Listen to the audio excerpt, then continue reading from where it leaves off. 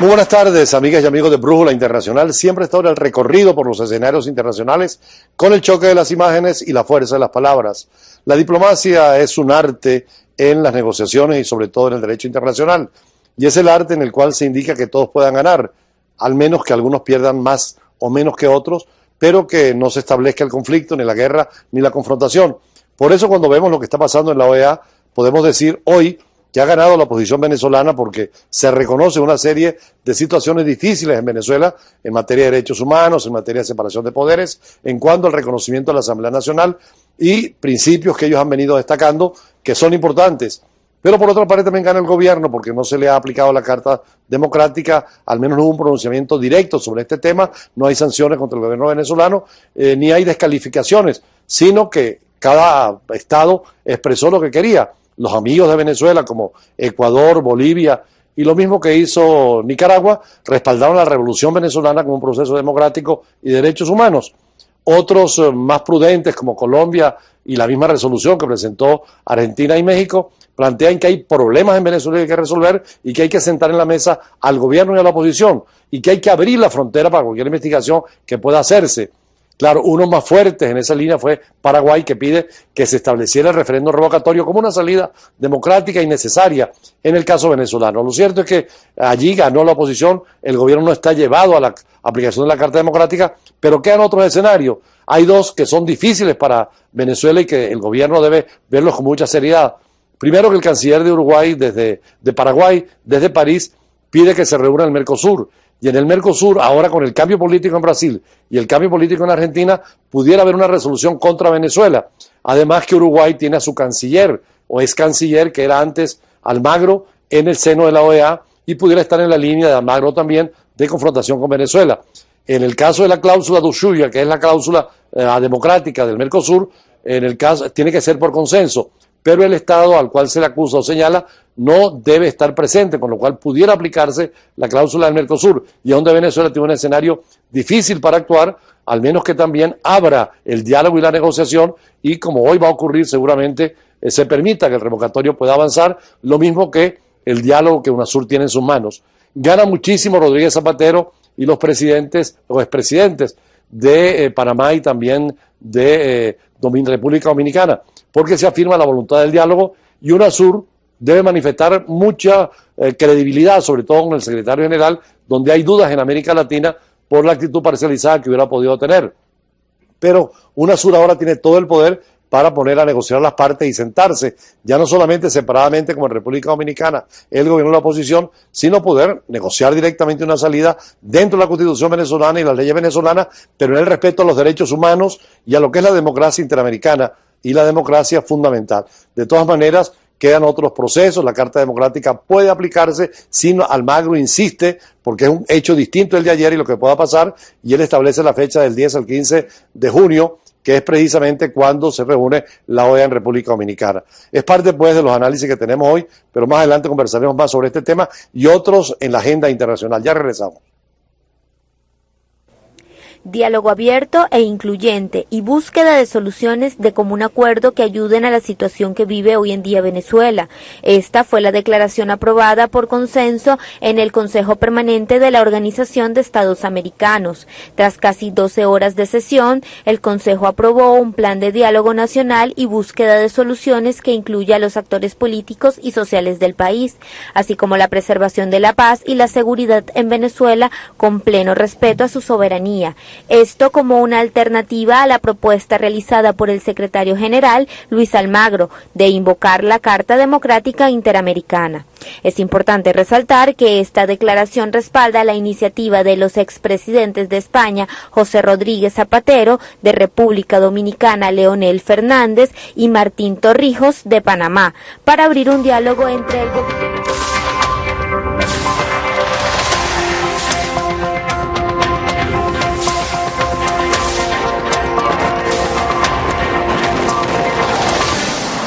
Decíamos nosotros precisamente que hoy, en el caso de las Naciones Unidas, sería distinto si se tratara el tema, porque Naciones Unidas sí tienen capacidad de injerencia, de intervención, y de hecho en el caso de Siria, en el caso de Libia, en otros casos, Naciones Unidas ha intervenido. Pero en América Latina no hay ninguna intervención porque la OEA es un organismo de diálogo, de negociación entre las Estados partes, y lo que hay son acciones diplomáticas. Por eso ayer ganamos, como decían todos, ganó la oposición porque puso el tema de Venezuela y la discusión sobre problemática de derechos humanos, legitimidad del poder, alternabilidad, participación política, y el gobierno que no vio aplicada la Carta Democrática, que hubiera podido precipitada.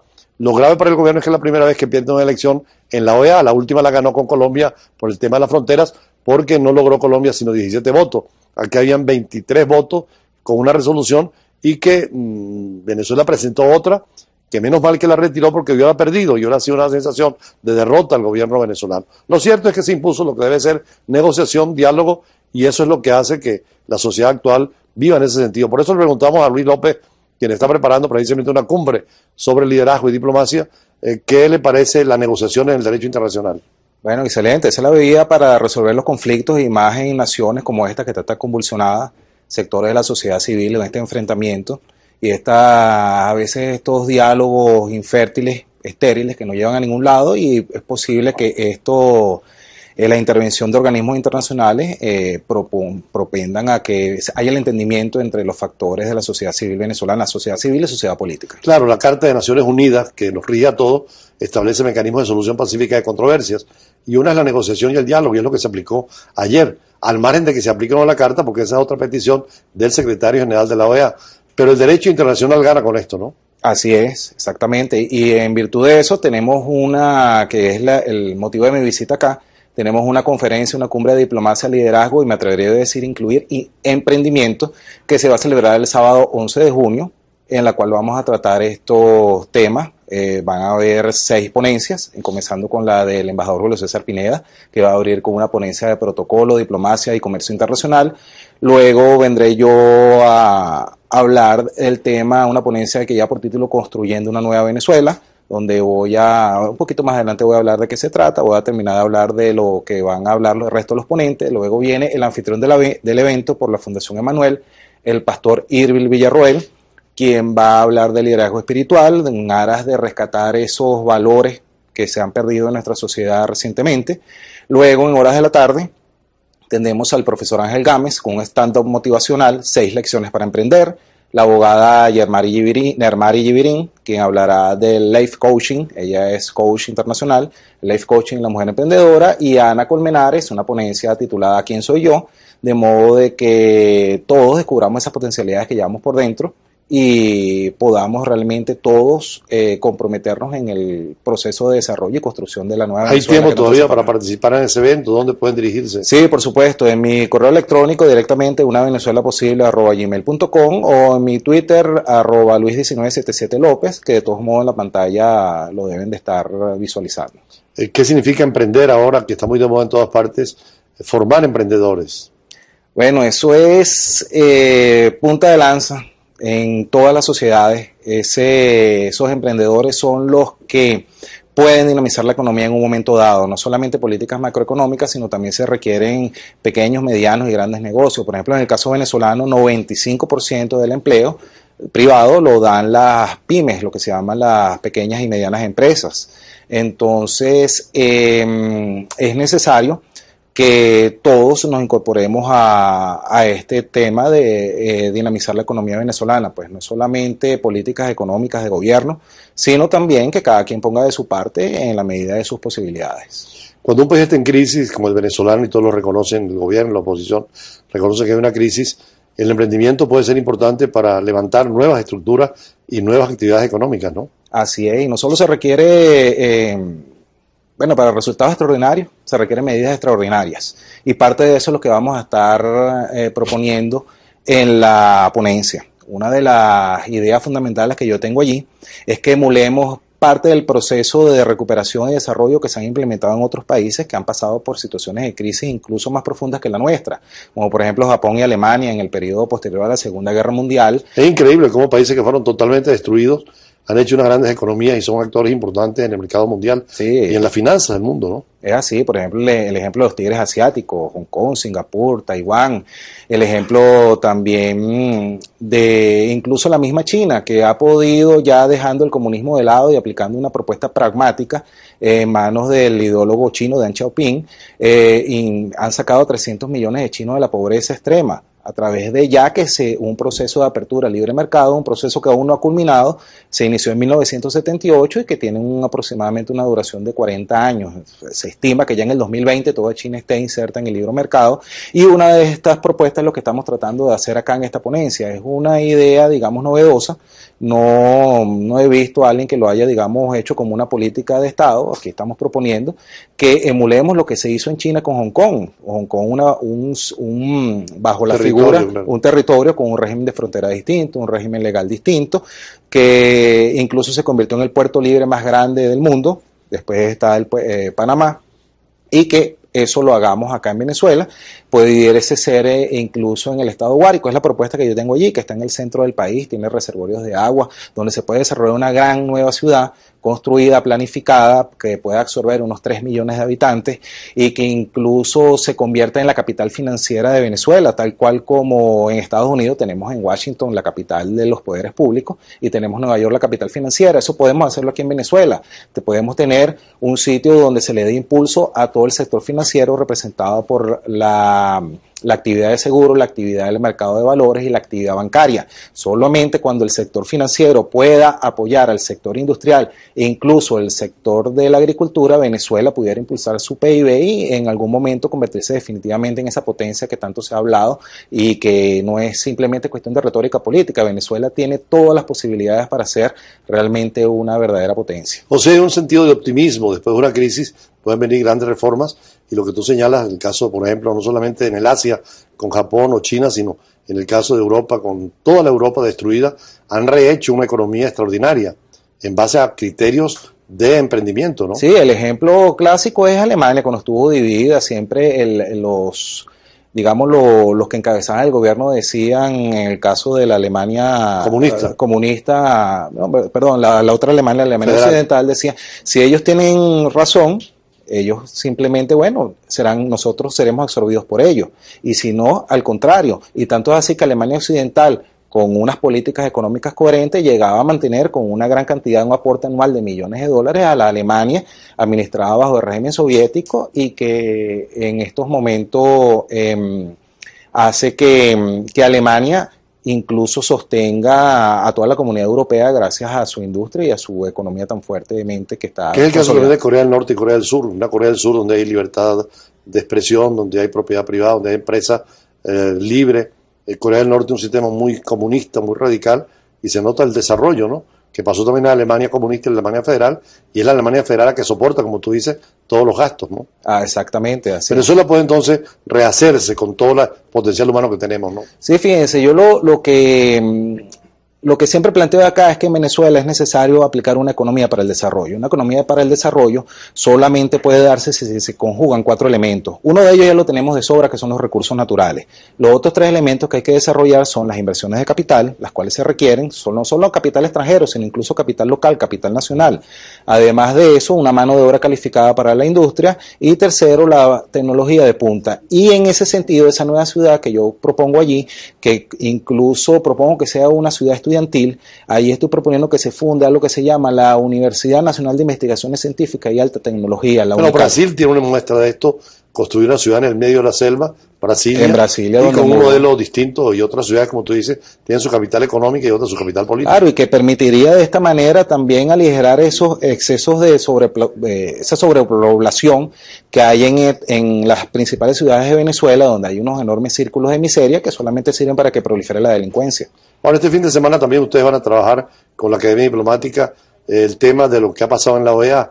Van a iniciar un seminario sobre política latinoamericana, manejo de la diplomacia, el protocolo, a partir del sábado por 4 sábados. Así es, analizaremos todos estos alcances de la OEA, cuáles son las facultades que tiene, cuál es la trayectoria que ha habido en la OEA en todos estos problemas y en todas estas situaciones similares a las. Eso es para jóvenes universitarios, estudiantes de secundaria, sí, público que quieran en general ingresar al mundo de la diplomacia, ¿no? Así es, público en general. Bueno, en el pie de su pantalla pueden ver los teléfonos y los datos de contacto. Eso sería 4 sábados sobre temática de relaciones internacionales, derecho internacional, pero se va a comenzar con todo lo que ha pasado en la OEA en la semana que hoy concluye. Así ¿no? es, lo único es que bueno, queda muy poco tiempo para las inscripciones, que ya se comienza este sábado, quedarían 2 días para que la persona se inscriba, no dejen comunicarse. E igualmente el 11 de junio en los espacios de la Fundación Emanuel en la Castellana, la conferencia, la cumbre de diplomacia, liderazgo, incluso yo me atrevería a agregar y emprendimiento, donde estarán esas 6 ponencias de las que hablé al comienzo. En 4 palabras, ¿qué es lo que necesita Venezuela entonces para un nuevo emprendimiento? Bueno, trabajo, seguridad jurídica y respeto a la propiedad privada. Bueno, muchísimas gracias a Luis López, abogado, sobre el tema de reuniones que siempre hay, preparatorias, formando cuadros para el futuro. De hecho, muchos se interesan en la problemática internacional porque todo es internacionalizado y en este caso, como él dice, el próximo fin de semana es sobre la OEA, pero con 4 sábados dedicados al derecho y las relaciones internacionales, y en junio, que DEA es la cumbre. El 11 de junio, la cumbre de diplomacia, liderazgo en los espacios de la Fundación Emanuel. Eso es en la Castellana, Fundación En la Emanuel. Castellana, cerca del Hotel Renaissance, allí en la calle Urdaneta de la Castellana, un auditorio para más de 400 personas, estacionamiento, feria de comida, con la mayor de las comodidades para esa cumbre. Gracias, entonces, vamos a un corte y venimos siempre en otros escenarios.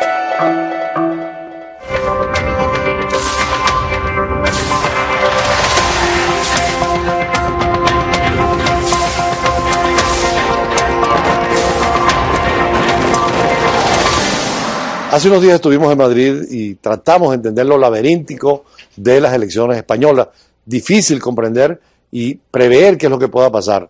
Así como escuchando al embajador del Perú hace unos minutos, al embajador extraordinario y plenipotenciario del Perú, Mario, decía él, don Mario, que estaban esperando el resultado del sábado.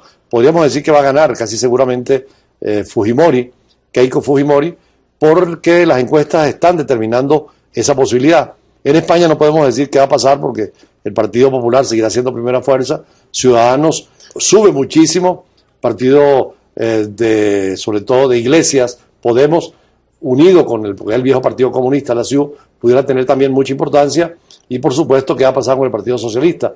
Por eso invitamos hoy a René Soya, venezolano, pero con doble nacionalidad, venezolana y española, que además trabaja aquí con el Partido Ciudadanos en Venezuela, pero que es una expresión de España.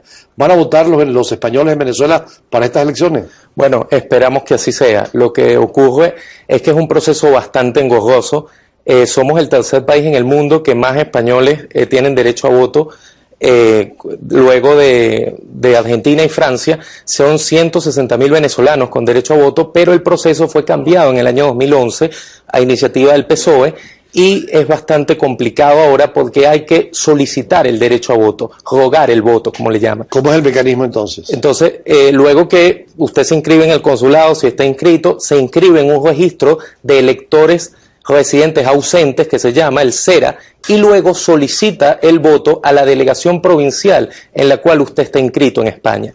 Eso lo manda vía fax o por correo postal. Una vez llegado eso a España, ellos verifican sus datos y le mandan esa boleta, la papeleta electoral, como le llaman allí, se la mandan en físico a su dirección de domicilio, ¿no? Pero claro, lo que se presenta es que en muchos casos, por las oficinas postales, bueno, así dicen en España, no llega a tiempo. Entonces, mucha gente se queda sin votar. Por ejemplo, ahora, ¿cuál es el procedimiento que se está estableciendo en Venezuela en este momento para los españoles que quieran participar? Bueno, es importante decir que se extendió el plazo para solicitar el derecho a voto hasta el 6 de junio, que concluía el 29 de mayo. Es importante decirlo porque en las planillas donde se solicita el voto aparece que la fecha límite es el 29 de mayo. ¿Dónde lo van a solicitar?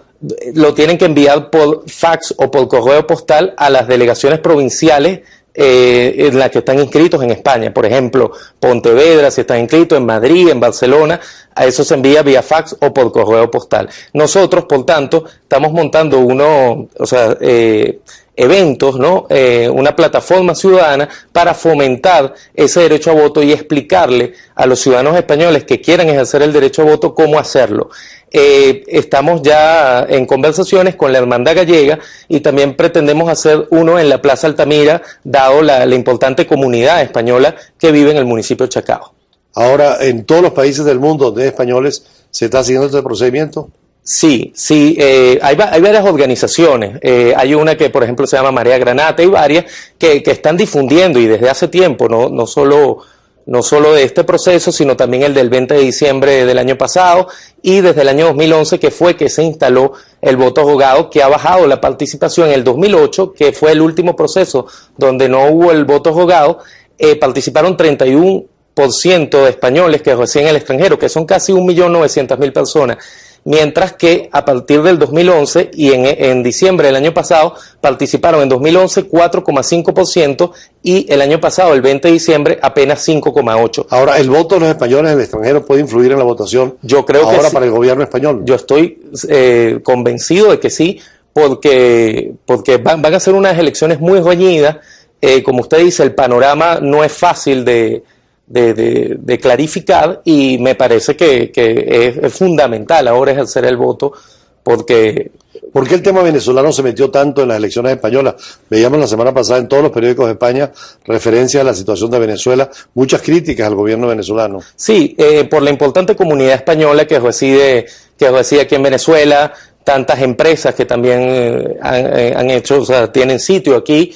Y bueno, es un tema que, como usted dice, como usted bien comenta, está en los tapetes. Bueno, los principales diarios españoles, El País, El Mundo, ABC sobre todo, están abriendo sus portadas con el tema español porque, bueno, y qué duda cabe que el tema de Podemos también juega un factor fundamental, o sea, el surgimiento de este partido que, bueno, salió muy bien parado en las elecciones pasadas, pero que no creemos que...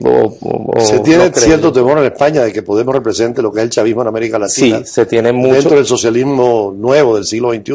Se tiene mucho temor y me parece que no son temores infundados, puesto que uno de los ideólogos del chavismo es Juan Carlos Monedero, que sabemos que es una pieza clave de Podemos, aun cuando ya no pertenece a la estructura del partido, pero tras bastidores, bueno, sigue jugando un rol muy importante, es uno de los 5 miembros fundadores del partido. Por eso vino para acá el líder fundamental de Ciudadanos a Venezuela.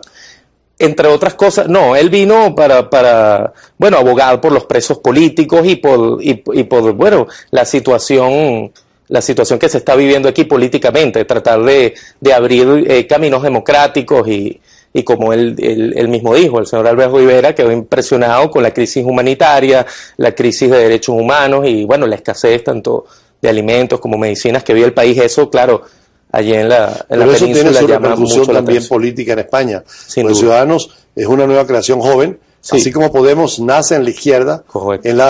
digamos, en los sentidos de los centros conservador o hacia la derecha nace Ciudadanos como una alternativa ante el Partido Popular y Podemos como una alternativa ante el Partido Socialista. Sin lugar a dudas. O sea, se puede decir sin ambaje que prácticamente en España el bipartidismo, tal cual como lo conocíamos, ha muerto. O sea, ya ahora las fuerzas políticas, las nuevas fuerzas políticas... Se puede hablar de 4 grandes partidos entonces. Totalmente. Claro que, como usted decía ahora, en vista del mal manejo, en mi criterio, que hizo Podemos de sus resultados electorales, y dado que iba a caer mucho en la aceptación popular, se unió con un partido, como usted dijo, un partido de izquierda, el viejo Partido Comunista, Izquierda Unida, para tratar de menguar ese varapalo electoral que podría Ahora haber. ustedes como Ciudadanos, el partido que está en España Sí. y tiene su representación en Venezuela, harán algunas reuniones con la gente española acá que vota. Sí, tenemos previsto también hacer algunas reuniones para difundir el voto y el apoyo al partido y a un líder joven que hay que agradecerle que se le ¿Cuáles haya son jugado. las autonomías más con más presencia en Venezuela? Con más presencia aquí en Venezuela, bueno, Canarias y Galicia, básicamente eso, quizás, bueno, también Asturias, pero básicamente el centro es el tema de Galicia y de En su Canarias. caso la situación es muy complicada porque tiene pasaporte venezolano, es familia italiana que hubiera podido Sí, tener pasaporte italiano, correcto. pero optó por el pasaporte español. ¿Cómo es esa situación suya? Bueno, porque apenas me gradué de la universidad en la Católica, yo soy abogado de la Católica, me quise ir a estudiar y bueno, me enamoré, por así decirlo, de España, de su cultura. Viví muchos años en Barcelona, soy un gran admirador de esa ciudad y de Cataluña como comunidad autónoma y su cultura y sus valores. Y bueno, de verdad, bueno, me impliqué bastante en el tema político allá. Pero hubieras podido optarle a la nacionalidad italiana también. Sí, se hubiera podido optar, pero bueno, elegí, yo también fui abogado de extranjería allí y elegí optar a la nacionalidad española por residencia, que siendo iberoamericano, con 2 años de residencia legal en España, puedes optar a la nacionalidad española, y bueno, eso hice, ¿no? ¿Y cómo ves el resultado en España? ¿Qué crees? Mire, yo creo que básicamente pudieran repetirse, es lo que señalan todas las encuestadoras de nivel, Metroscopia entre ellas, la que trabaja para el país, pudieran repetirse los resultados del 20 de diciembre, lo cual llevaría a los partidos, a los 4 partidos involucrados, a tener que pactar y a tener que entenderse, cosa que no hicieron después del 20 de diciembre y que ha llevado a la población francamente está bastante. Es decir, el Partido Popular puede salir en primer lugar. Sí, yo creo que el Partido Socialista en el segundo. Hay un tema difícil de discutir. Lo del Partido Socialista no lo tengo tan claro porque se espera, según las encuestadoras, como le decía, que se dé el solpazo, el llamado solpazo de la izquierda, esta unión entre Izquierda Unida y Podemos, que se llama ahora el Partido Unidos Podemos, adelante al Partido Socialista Obrero Español. Y en cuanto al partido de ustedes, Ciudadanos, ¿mantendría la misma votación? Yo creo que Ciudadanos, bueno, estoy convencido que Ciudadanos, lo dicen todas las encuestas, va a aumentar la votación y de una manera bastante importante. O sea, con respecto a lo que obtuvo, a los 40 escaños que obtuvo, yo creo que sí, porcentualmente pudiera aumentar 3-4%, que eso es bastante. Pero aparentemente hay una vocación o una información de que es posible que no se repitan las elecciones, con lo cual hay como un compromiso para hacer gobierno a como dé lugar. Sí, yo creo que, bueno, básicamente también por lo que le digo, porque la población yo no creo que aceptaría de buen grado otro proceso electoral. Fíjese que desde diciembre, incluso antes, porque se disolvieron las cortes antes, desde prácticamente octubre del año pasado hasta ahora que estamos ya en junio, España ha estado sin gobierno, con todo lo que eso repercute a nivel económico y todas estas encuestadoras que han dicho que bueno que el PIB español va a caer más aún por esta. Ahora, en el caso de Venezuela, que hay una gran comunidad española, no solamente en Caracas, sino en Valencia, Maracaibo, San Cristóbal, ¿cómo pueden comunicarse con ustedes para tener información y orientación en el proceso electoral español? Bueno, allí me imagino que en el generador de caracteres tendrán mi Twitter, @René Soya, mayúscula la primera R y la S. Y bueno, nosotros, como le digo, vamos a estar haciendo contacto ya tenemos conversaciones con la Hermandad Gallega y en la Plaza Altamira pretendemos hacer algo, en la Hermandad Gallega de Maracaibo, en la Hermandad Gallega de Valencia este fin de semana, en el Club Hispano también de Valencia. Entonces vamos a estar haciendo actividades, por lo menos en Valencia ya están corroboradas y bueno, aquí en Caracas estamos muy avanzados en ese tema. Bueno, muchísimas gracias a René Soya, es coordinador del Partido Ciudadanos, un gran partido nuevo, joven, que le quitó muchos votos al Partido Popular, pero también al centro, preocupado con el crecimiento que ha tenido Podemos, que es más fiel hacia la izquierda radical, y en su alianza ahora con la izquierda más cercana al Partido Comunista. Elecciones que son importantes porque hay muchos españoles en Venezuela y por eso dice en España que hay que ocuparse de Venezuela. Hay más de 600.000 empresas y particulares y por otra parte pues hay una vinculación especial a nivel de la Unión Iberoamericana, pero también de vínculos. Hay muchos venezolanos en España y les interesa lo que pueda pasar con estas elecciones. Por eso conversábamos con un venezolano, pero que vota en España como español, René Soya. Vamos a un corte y venimos en otros escenarios con otras noticias y otras informaciones.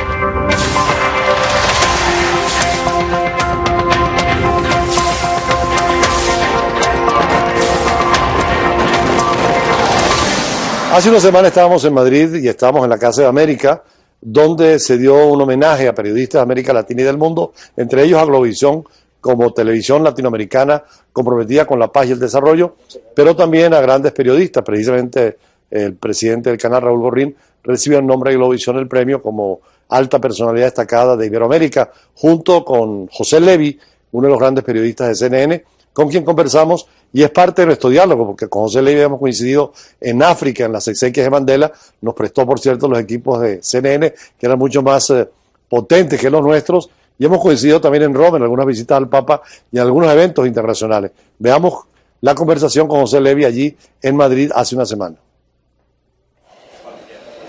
Con José Levi hemos coincidido en varios escenarios internacionales, sobre todo con noticias de primer orden a nivel mundial, y es un placer haber estado esta tarde junto con el personal de Globovisión, las altas autoridades, recibiendo un premio como personajes de los periodistas iberoamericanos. Para José Levy, ¿qué significa un premio como este?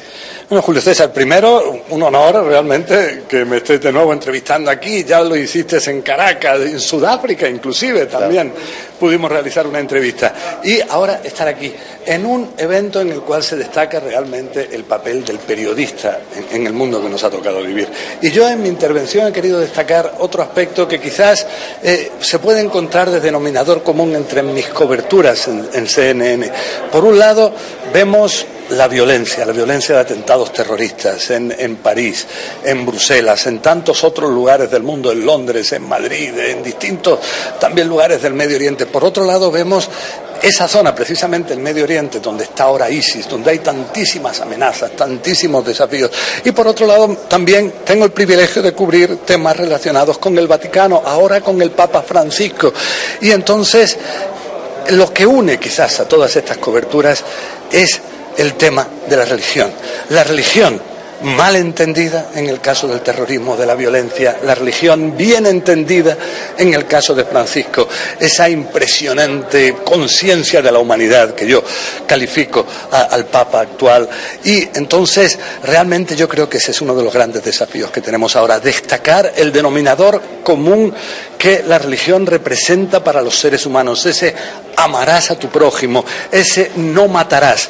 Y entonces esos aspectos son fundamentales, es el futuro, Julio César, el que está ahora mismo en juego. Realmente. Tú hacías referencia en tu discurso al recibir el premio, en el Medio Oriente el papel de la religión puede servir para la paz en tantos conflictos. Ojalá, ese es un aspecto fundamental, es una asignatura pendiente que tenemos los seres humanos, porque realmente son tantas las cosas que tenemos comunes las distintas religiones, que tienen las distintas religiones, que si no las destacamos, entonces no lograremos disminuir tensiones. Y vemos ahora, por ejemplo, cómo el terrorismo, por ejemplo, de ISIS, amenaza a los seres humanos, cuando las distintas religiones precisamente predican el amor, predican el acercamiento, todas las religiones.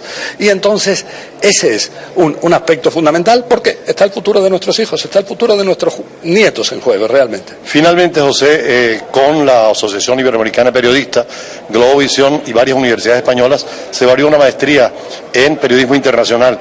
Queremos contar con tu participación en alguna de las conferencias. Bueno, yo encantado, siempre que se pueda realizar, el Medio Oriente será un tema muy importante, ¿no? El Medio Oriente creo yo que dará muchas noticias, por años, esperemos que sean buenas.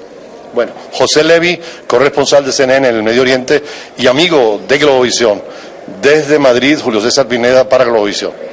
Importante la información de una maestría en periodismo internacional que puede interesarle a muchos periodistas venezolanos y a otros profesionales de otras profesiones, porque también un médico, un ingeniero, un economista puede dedicarse a la información y al periodismo en su área, pero en el marco internacional. Hablamos con José Levy porque ya habíamos firmado un acuerdo con la Universidad Euroamericana, que tiene sede entre Europa y América Latina, y algunas universidades como la de Valencia, la de Lisboa, y por supuesto con profesores especialistas en esta materia. Se va a abrir dentro de poco tiempo dentro de la Organización de Periodistas de Iberoamérica. Eso es parte del aporte que Globovisión ofreció también su canal para pasantías de estudiantes extranjeros que puedan venir a conocer lo que es el manejo de la noticia internacional en la televisión. Vamos a un corte y seguimos más adelante con más información.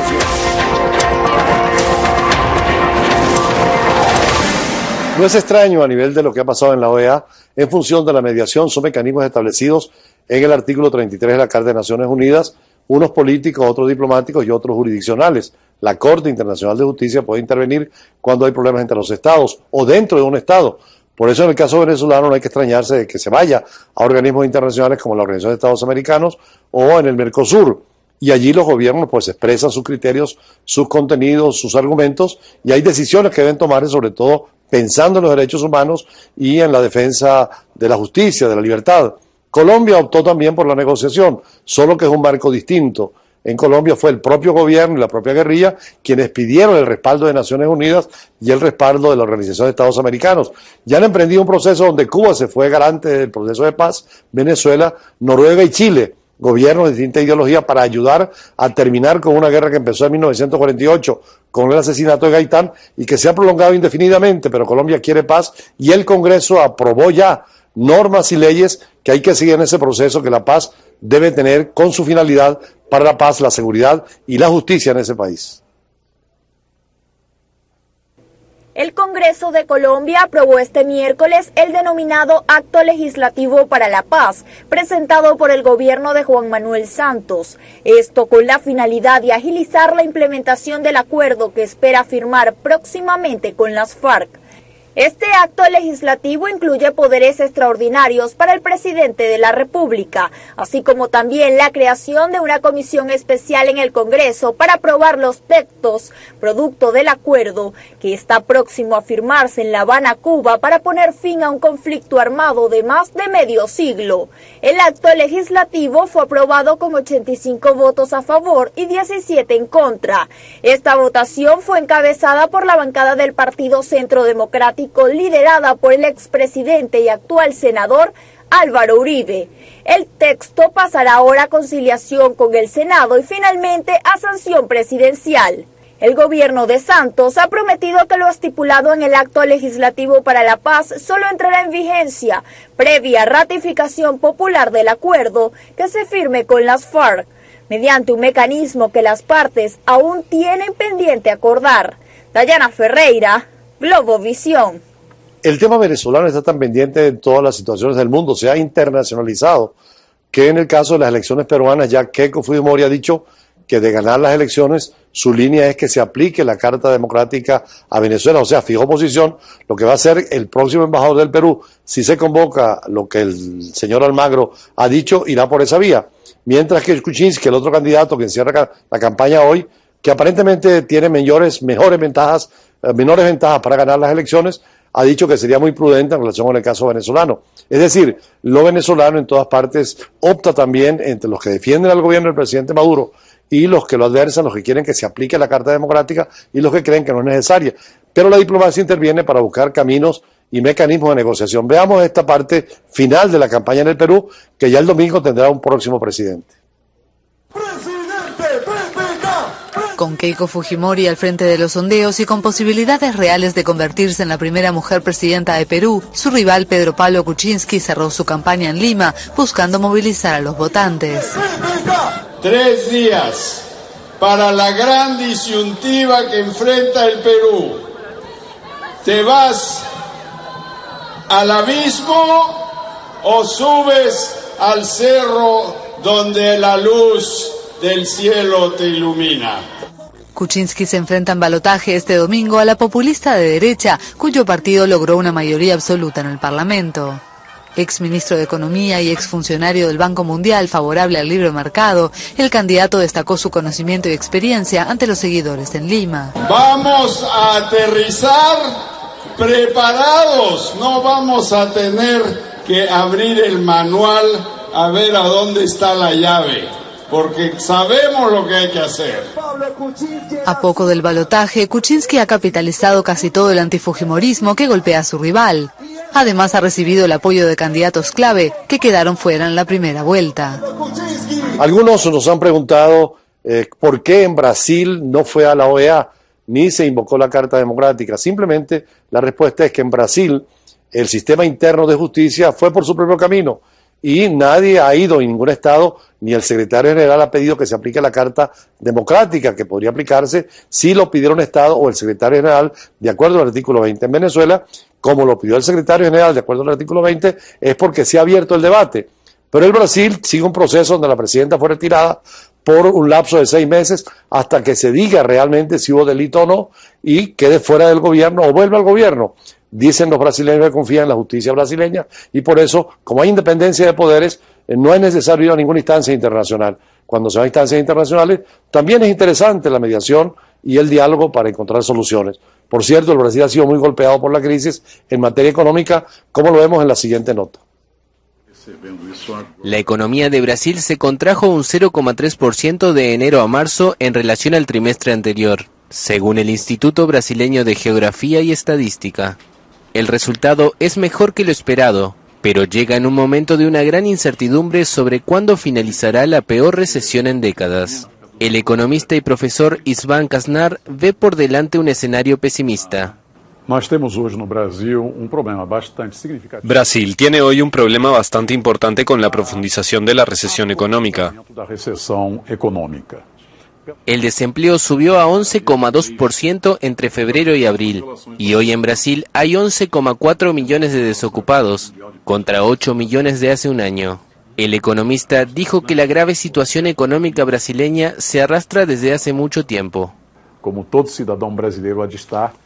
Por supuesto que estoy extremadamente preocupado